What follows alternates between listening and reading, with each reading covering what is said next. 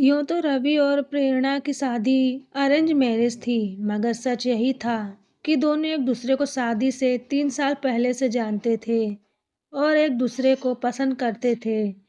दिल में एक दूसरे को जगह दी तो फिर कोई और दिल में न आया। दुनिया एक दूसरे के दिल में ही बसा ली सदा के लिए। सबके लिए एक नियम वक्त आता है और इन दोनों के जीवन में भी वह नियम खूबसूरत वक्त आया जब माता पिता समाज ने इन्हें पति पत्नी के बंधन में बांध दिया। जीवन आगे बढ़ा और प्यार भी। रवि और प्रेरणा के बीच हर तरह की बात होती। अमूमन पति पत्नी बनने के बाद ज्यादातर जोड़ों के बीच बहुत सारी बातें खत्म हो जाती हैं। मसलन राजनीति, खेलकूद, देश दुनिया, साइंस, कैरियर, हंसी मजाक आदि।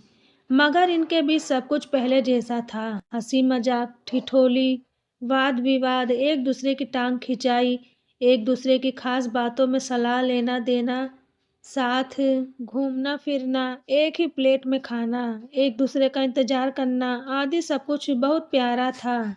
रवि और प्रेरणा के बीच ऐसा नहीं कि रवि और प्रेरणा के झगड़े न होते हों, होते थे, मगर वैसे ही जैसे दोस्त लड़ते झगड़ते, मुंह फुलाते और आखिर में वही होता, चलो छोड़ो ना यार, जाने दो ना, सॉरी बाबा माफ कर दो ना, गलती हो गई, और दोनों एक दूसरे के गले लगा लेते। रवि और प्रेरणा की छोटी सी प्यारी सी गृहस्थी थी। शादी को 6 साल हो गए थे। अनंत 2 साल का हो गया था। अब एक और मेहमान बस 4-5 महीनों में आने वाला था। जीवन की बगिया महक रही थी। रवि प्रेरणा का बहुत ख्याल रखता था। प्रेरणा ने भी जीवन के हर पल में रवि को हद से ज्यादा प्यार किया।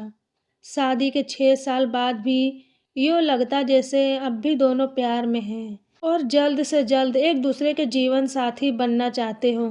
रिश्तेदारों और करीबी दोस्तों के अलावा शायद ही कोई समझ पाता था कि दोनों पति पत्नी हैं। हाँ, अनंत के कारण भले ही अंदाज लगा लेते थे, वरना नहीं। अब सब कुछ अच्छा चल रहा था, कहीं कोई कमी न थी। फिर भी जाने क्यों कभी कभी प्रेरणा उदास हो जाती।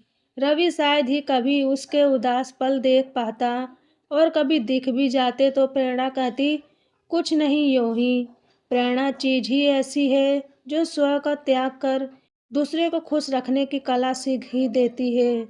मगर इन सब बातों के बीच एक ऐसी बात थी, एक ऐसी आदत रवि की जिसे प्रेरणा कभी दिल से स्वीकार नहीं कर सकी। हालांकि उसने कोशिश बहुत की। उसने कई बार रवि से कहा भी, बहुत मिन्नतें भी की, प्लीज इस आदत को छोड़ दो। यह हमारी प्यारी गृहस्थी, हमारे रिश्ते, हमारे अगाध प्यार के बीच एक दाग है। कहते कहते अब 6 साल बीतने को थे। रवि ने न जाने उस आदत को खुद नहीं त्यागना चाहा, या फिर उससे हुआ नहीं, पता नहीं। जबकि कहते हैं कि दुनिया में जिंदगी और मौत के अलावा बाकी सब कुछ संभव है। महान गायिका लता जी का यह गाना सुनकर मन को बहला लेती। हर किसी को मुकम्मल जहां नहीं मिलता, कभी जमी तो कभी आसमां नहीं मिलता। नन्हे मेहमान के आगमन में बस 2 महीनों की देरी थी। रवि जल्द घर आता, प्रेरणा को बहुत प्यार देता। अनंत भी खुश था, क्योंकि उसे बताया गया कि मम्मी तुम्हारे लिए जल्द ही एक बहुत ही सुंदर गुड्डा या गुड़िया लेने जाएगी, जो तुम्हारे साथ खेलेगी भी, दौड़ेगी भी और बातें भी करेगी।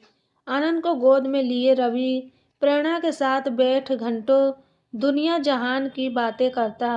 प्रेरणा हर वक्त खुश थी, पर कभी कभी अनायास पूछ बैठती, रवि तुम सच में अपनी आदत नहीं छोड़ सकते? रवि उसके हाथ थाम फिर वही बात दोहरा देता। पिछले 6 सालों से कहता आ रहा था, बस 2-4 दिन दे दो मुझे। सच कहता हूँ, इस बार पक्का तुम्हें शिकायत का मौका नहीं दूंगा। प्रेरणा कसकर भरी मुस्कान के साथ सिर हिला देती। ओके प्लीज, इस बार जरूर। रवि प्यार से प्रेरणा के माथे को चूम लेता, कभी गालों पर थपकी देकर कहता, इस बार पक्का प्रॉमिस। बात फिर खत्म हो जाती। एक शाम अचानक प्रेरणा का बहुत दिल किया कि आज आइसक्रीम खाने चलते हैं। वैसे भी 2-3 महीनों से कहीं निकली नहीं थी। रवि ने कहा, मैं घर ही ले आता हूँ। प्रेरणा नहीं मानी। तीनों तैयार होकर आइसक्रीम पार्लर चले गए। आइसक्रीम खाते हुए बहुत खुश थे तीनों। होनी कुछ और लिखी थी। जिसका समय नज़दीक था, तीनों घर आए। अनंत तो आते ही सो गया। प्रेरणा के दिल में आज फिर एक सोई हुई ख्वाहिश जगी। उसने रवि का हाथ पकड़कर अपनी ओर प्यार से खींचते हुए कहा, रवि सुनो एक बात, इधर आओ तो जरा। मगर रवि ने पुरानी आदत के अनुसार हाथ छुड़ाते हुए कहा, रुको प्रेरणा, बस 5 मिनट, मैं अभी आया। और फिर बालकनी में चला गया और सिगरेट पीने लगा। अचानक प्रेरणा की तेज चीख सुनकर रवि दौड़ा। प्रेरणा बाथरूम में लहूलुहान पड़ी थी। अब बस उसकी आंखें कुछ कह रही थी, पर उसके मुंह से कोई आवाज नहीं निकल रही थी। रवि के प्राण ही सूख चले। उसने बिना देर किए एम्बुलेंस बुलाई और प्रेरणा को कुछ ही पलों में हॉस्पिटल पहुंचाया गया। तत्काल इलाज शुरू हुआ। रवि अब तक अपने माता पिता और प्रेरणा के घर वालों को भी खबर कर चुका था। सभी आ गए। सभी प्रेरणा के लिए चिंतित और दुखी थे। उधर अनंत घर में अकेला था। सिर्फ नौकरों के भरोसे छोटा बच्चा नहीं रह सकता, इसलिए रवि की माँ को घर जाना पड़ा। इधर डॉक्टर प्रेरणा की कंडीशन को अब भी खतरे में बता रहे थे। बच्चा पेट में खत्म हो गया था। ऑपरेशन कर रहे थे। बच्चा पेट में खत्म हो गया था। ऑपरेशन कर दिया था। अब प्रेरणा को बचाने की कोशिश में जुटे थे।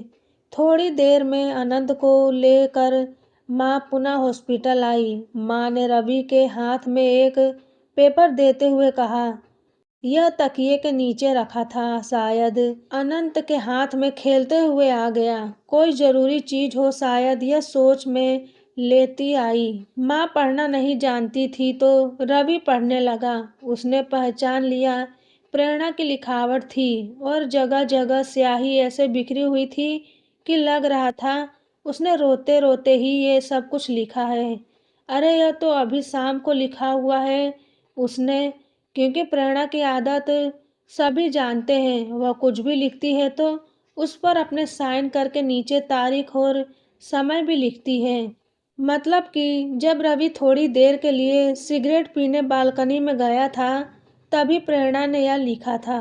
कागज में लिखा था, पता है रवि, जब प्यार में हम दोनों सराबोर हुए थे पहली बार, जब हम पहली बार अपने अपने दिल की बात एक दूसरे से कहने को मिले थे, जो शायद हमारे प्यार की पहली शाम थी। उस दिन हमने समंदर किनारे बने उस कॉफी होम को, समंदर की लहरों को साक्षी मानकर एक दूसरे से पूछा था कि हम एक दूसरे को ऐसा क्या दे सकते हैं जो सच में बहुत नायाब हो। मैंने कहा, पहले आप कहो। रवि, याद है कि आपने यह कहा था। आपको तो शायद याद ही नहीं है, लेकिन मैं एक पल को भी नहीं भूली।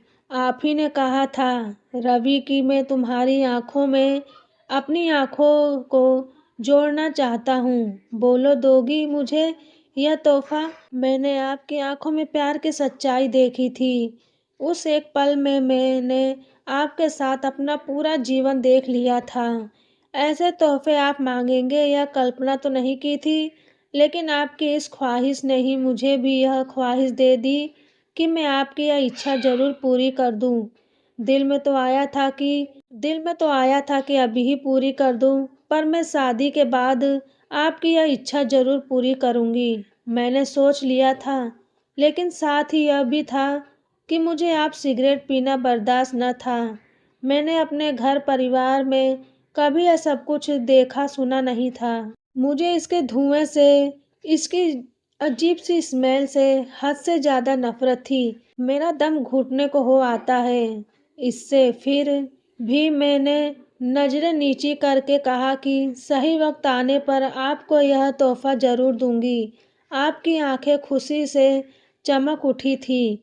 मुझे बहुत अच्छा लगा था रवि। फिर आपने मुझसे पूछा कि तुम्हें मुझसे क्या चाहिए, याद है रवि?